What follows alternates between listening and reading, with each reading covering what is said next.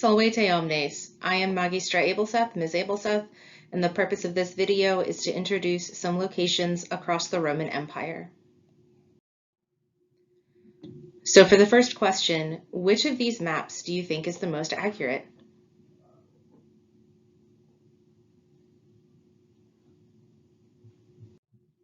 The answer is that depends.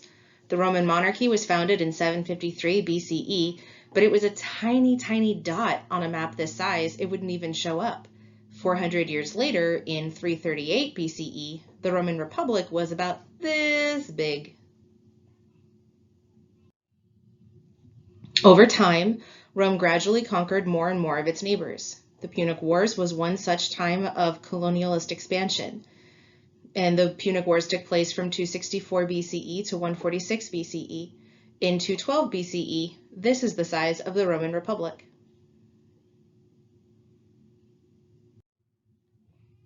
By the time of Augustus, Rome spanned the Mediterranean Sea and was still growing. The Romans often called the Mediterranean Sea Mare Nostrum, meaning our sea. They also called it the Internum Mare, meaning the sea on the inside.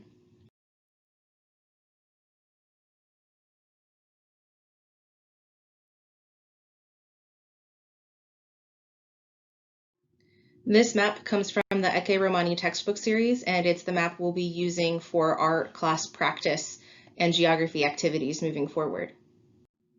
On this slide, the red star is on Numidia, the green star is at Carthago, and the blue star is at Corinthus.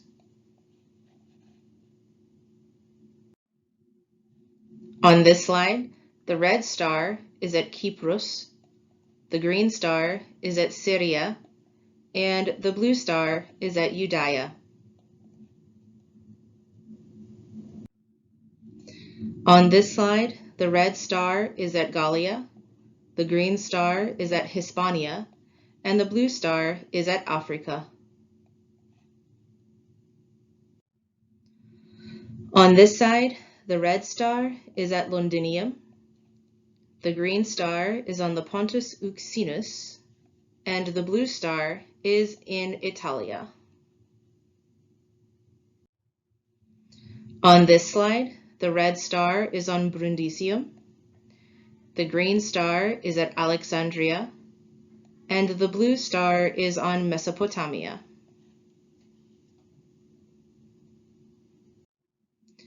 On this slide, the red star is on Roman Asia, the green star is on Aegyptus, and the blue star is on Sicilia.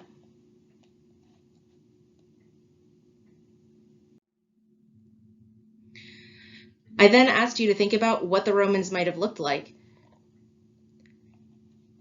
Hopefully, whatever your answer was, you didn't try to tell me that they all looked the same, because the truth is that they didn't. The Romans came from diverse places and diverse cultures.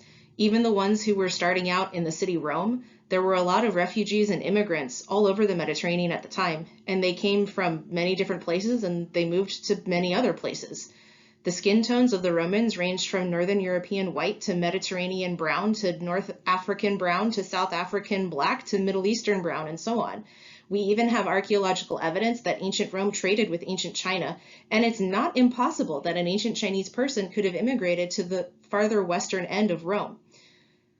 The same is true of Vikings. Vikings were all over the place, and we have evidence that shows Vikings and Romans traded as well.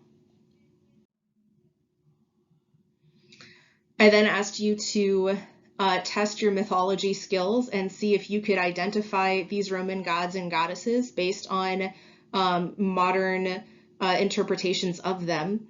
This is meant to be Zeus, also known as Jupiter or Jove. Zeus is his Greek name. Jupiter and Jove are his Roman names. He has a lightning bolt in his hand, and that is one of his symbols.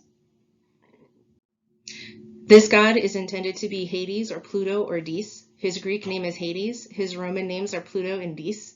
The dog in the picture is Cerberus or Cerberus, the three-headed watchdog of the underworld. And Pluto is holding a scepter, which is one of his symbols. This image is meant to represent Athena as her Greek name or Minerva as her Roman name. Minerva is wearing battle armor. She's holding a shield, and that is one of her symbols. This goddess is intended to be Hera in Greek or Juno in Latin. She's holding a giant glowing peacock feather, and that is one of her symbols.